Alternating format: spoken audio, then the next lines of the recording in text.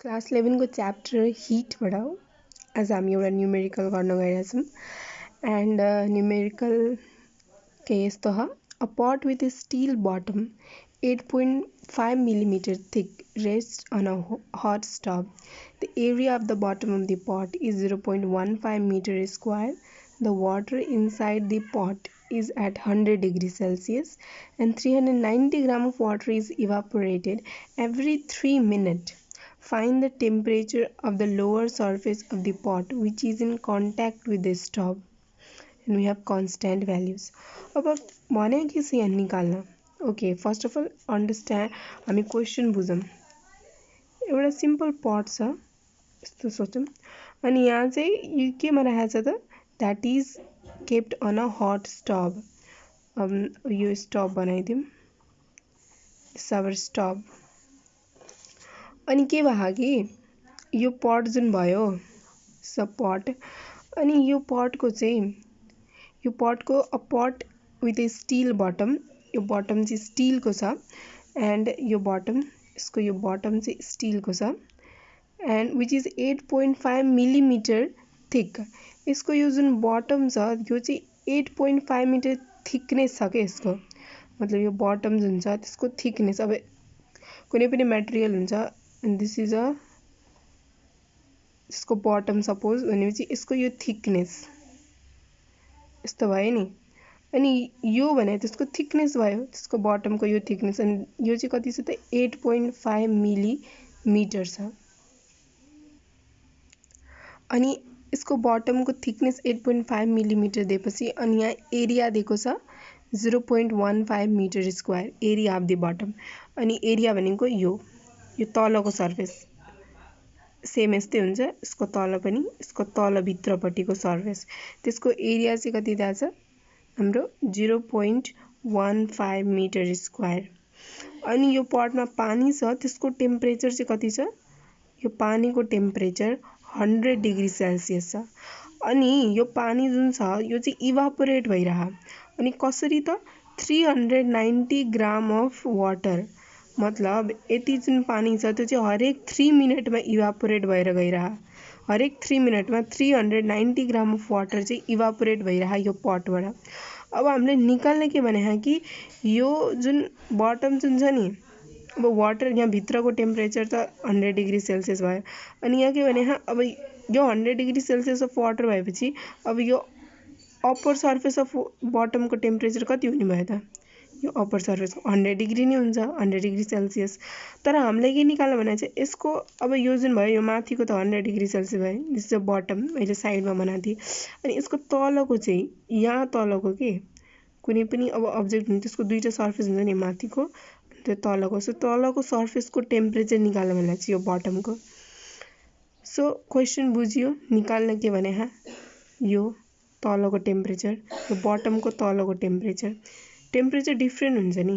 हामीले हिटमा पढायो एउटा ल त्यो युज गरेर हामीले गर्ने हो. Now let's go to solution.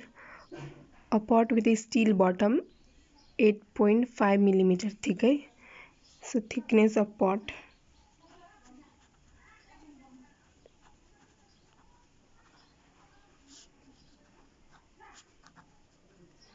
हाम्रो कति दिएको छ यसलाई x ले डिनोट गर्नुपर्छ and that is 8.5 millimetre 0.5 millimetre.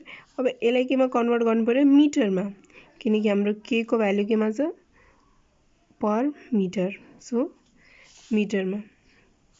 मिटरमा convert गर्दा यो कति हुन्छ 8.5 डिभाइडेड बाई 1000. यस अनि यति गर्दाखेरि कति आउँछ यहाँ 0.0085. यस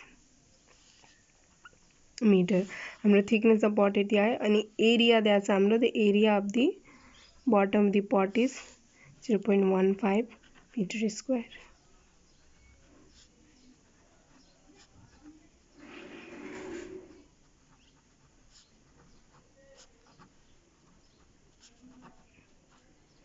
area equals to 0.15 metre square. यो त मिटरमै छ and now the water inside the pot is at 100 degrees Celsius. So temperature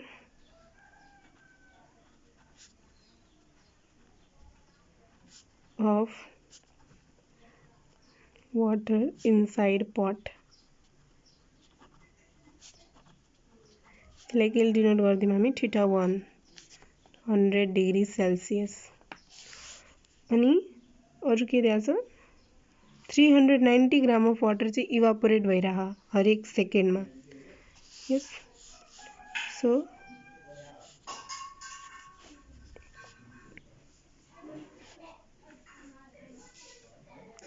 त्यसलाई अहिले पछि हेर्ने, पहिला के निकाल्नु छ त्यसलाई लेख्दियौँ।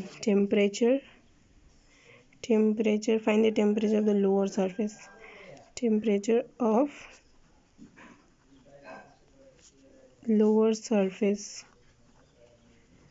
of pot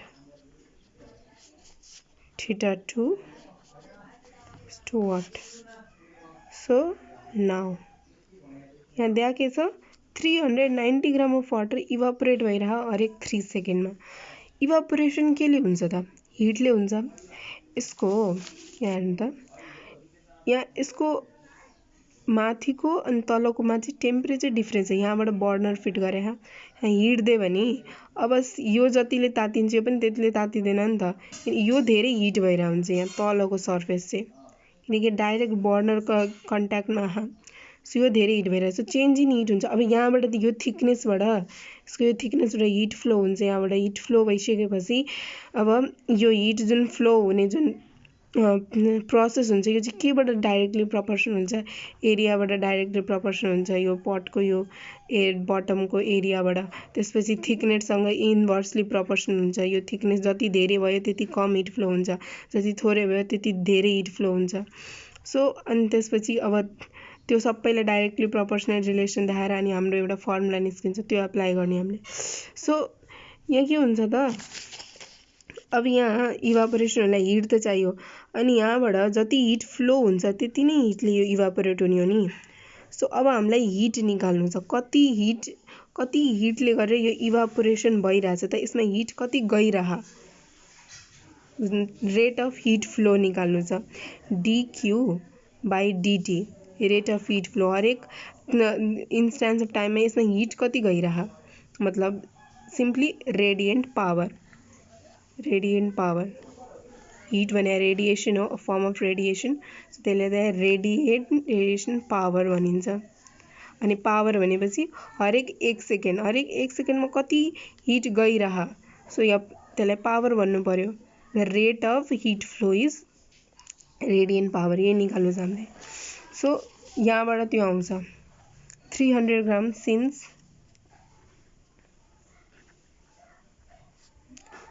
390 gram of water is evaporated, 390 gram of water is evaporated every 3 minutes.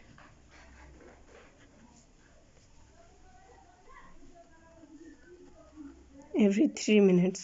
So यहाँबाट के निस्किन्छ हाम्रो रेट अफ इभापोरेसन। अब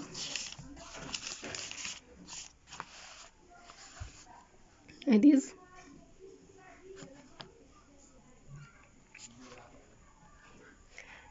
dm/dt.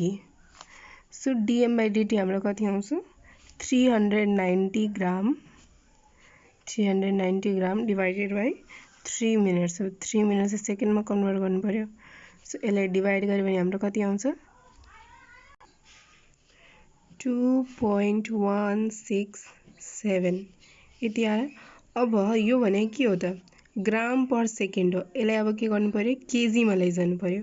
सो केजीमा लैजाँदा कति हुन्छ 0.00217 केजी पर सेकेन्ड इभापोरेट भइरह, मतलब यति वाटर हरेक सेकेन्डमा इभापोरेट भइरह। अब we know what we know हिटमा हामीले हिटको फर्स्ट च्याप्टरतिरै त्यो ल्याटेन्ट हिटमा पढाएको थियो हामीले कि क्यू जति धेरै मास हुन्छ त्यति धेरै हिट चाहिन्छ हैन। जति धेरै मतलब एम जति धेरै भयो त्यति धेरै क्यू चाहिन्छ, जति धेरै मास भयो त्यति धेरै हिट चाहियो वान स्टेटबाट अर्को स्टेटमा लैजान, वाटरबाट भ्यापर बनाउन, इभापोरेट गर्न। सो अब mass is directly proportional to Q हुने भयो, mass is directly proportional to Q. अब के हुन्छ कि एउटा अब यो साइन त हटाउनु पर्यो, यो साइन हटाउनले के हुन्छ, अब यहाँ ल्याटेन्ट हिटको कन्सेप्ट आउँछ, यो ल्याटेन्ट हिट जसको भ्याल्यु कन्स्ट्यान्ट हुन्छ, हामीलाई दिएको छ, अब हामीले त्यही हाल्नुपर्छ। So equal to LM. So अब यहाँबाट एम को भ्याल्यु के निकाल्नु मिल्छ त, एम इज इक्वल टु, अब Q by L equals to M गर्न मिल्यो एम को ठाउँमा। सो अब हामीले यही ल्याएर यहाँ राख्ने हो। सो डिएम बाई डिटी हामीसँग छ, एन्ड यहाँ एम के आयो त, क्यू बाई एल, यहाँबाट क्यू बाई एल निकालेपछि हिट त निस्किने भयो। So dQ by L and by dt, yes dM by dt हाम्रो कति आएको छ, 0.00217 and equals to dq by l into 1 by dt।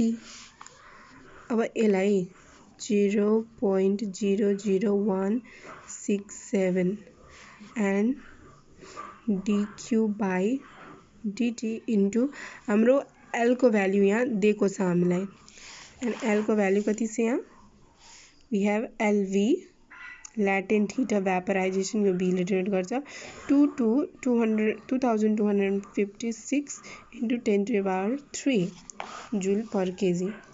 So 2256 into 10⁻³ यस।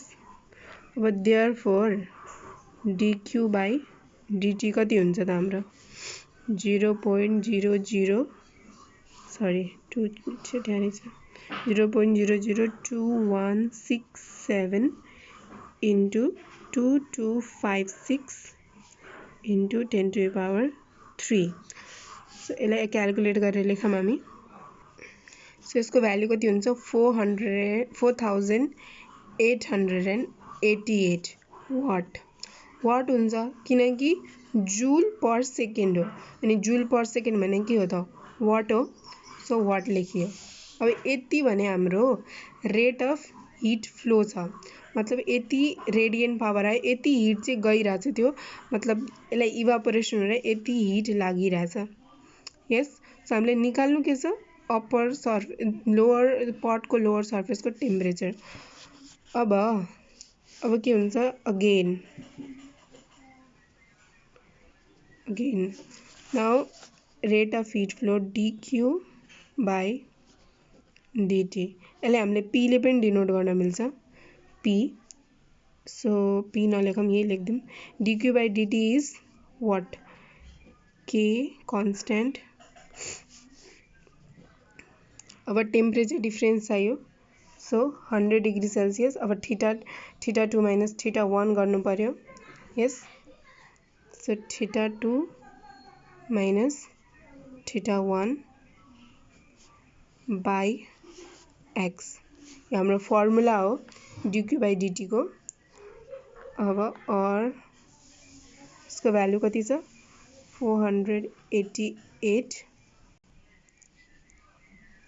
के को भ्यालु चाहिँ हाम्रो प्रोपोर्सनालिटी कन्स्ट्यान्ट को 50.2।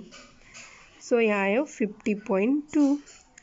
एरिया कति दिएको छ हाम्रो 0.15 मिटर स्क्वायर, एन्ड θ2 त निकाल्नु छ, अनि यो 100 degree Celsius, and divided by x को भ्यालु कति छ हाम्रो, थिकनेस अफ द पट 0.0085 मिटर, 0.0085 मिटर, यो पनि मिटरमा, यो पनि मिटरमा, अनि त्यसपछि यो सरी यो त यसको watt per metre kelvin metre, अनि यो जुन चेन्ज इन टेम्परेचर छ नि यो केल्भिनमा हुनु पर्यो।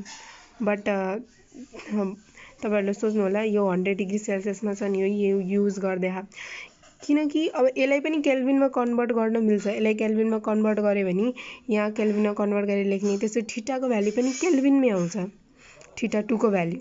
बट यहाँ हामीले केल्भिनमा कन्भर्ट गरेनौँ किनकि हामीले जब टेम्परेचर डिफ्रेन्स क्याल्कुलेट गर्छ नि डिग्रीमै, suppose we have 30 degree Celsius एउटा टेम्परेचर, अर्को टेम्परेचर एउटा रड छ त्यसको टेम्परेचर यहाँ चाहिँ 30 डिग्री सेल्सियस छ वान इनमा, अर्को इनमा 10 डिग्री सेल्सियस टेम्परेचर छ।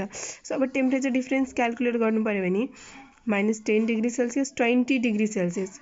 अब यो 20 डिग्री सेल्सियसलाई 20 केल्भिन पनि लेख्न मिल्छ किनकि डिग्री सेल्सियस र केल्भिनमा चेन्ज इन टेम्परेचर जुन डिफ्रेन्स हुन्छ नि टेम्परेचरको कुनै पनि दुईवटा टेम्परेचर त्यो जहिले त्यसको न्युमेरिकल भ्याल्यु कन्स्ट्यान्ट मतलब सेम हुन्छ दुईटैको लागि। 20 डिग्री सेल्सियस चेन्ज आयो यहाँ पनि 20 केल्भिन पनि हामीले लेख्न मिल्छ। देयरफोर मैले यस्तो गरे हो θ2 / -100 गरे भने यो केल्भिनमा अनि त्यसपछि डिग्री सेल्सियसमा यसको भ्याल्यु न्युमेरिकली सेम नै हुने हो। सो त्यहीले θ2 - 100 डिग्री सेल्सियस पनि गर्दा हुन्छ केल्भिनमा कन्भर्ट नगरिकन। अब तपाईहरुलाई केल्भिनमा कन्भर्ट गर्न मन लाग्छ भने गरिदिनु, यसको भ्याल्यु केल्भिनमै आउँछ।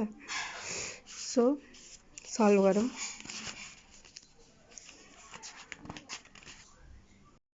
सो हाम्रो के छ 4888 इन्टु क्याल्कुलेट गर्नुपर्ने भ्याल्यु 0.0085 and 50.2 into 0.15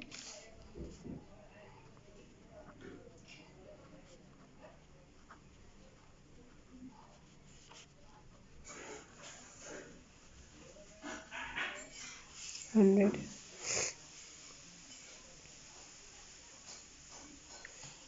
अब यो सबैलाई सल्भ गर्यो भने θ2 को भ्यालु निक्लिन्छ 50.2 into 0.15। सो यो सबैलाई सल्भ गरौँ। सो यो सबैलाई सल्भ गर्दा हाम्रो 5.51 आयो। यसलाई मल्टिप्लाई गरियो 41.548 आयो अनि त्यसपछि यहाँ मल्टिप्लाईमा छ यता भने डिभाइड हुन्छ, डिभाइड गरेपछि 5.51 आयो।